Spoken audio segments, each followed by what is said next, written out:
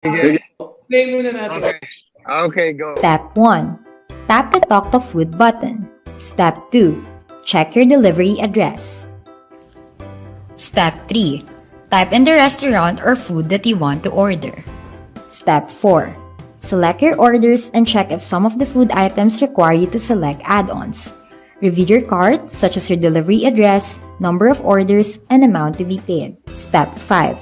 Don't forget to indicate any special requests or instructions to the restaurant. Step 6. Click on your payment option. You can use your Toktok wallet or pay it via cash on delivery.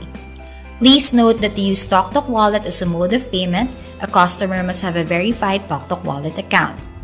After confirmation, the customer must enter the TPIN to proceed with the transaction. For COD transactions, customers must also have a verified Toktok wallet account or must at least register their Toktok wallet to proceed with the transaction. For customers with a pending registration, COD transactions must not exceed 2,000 pesos. Step 7. You can also add special instructions or note to the rider before proceeding with your order. Step 8. You may now proceed with your order.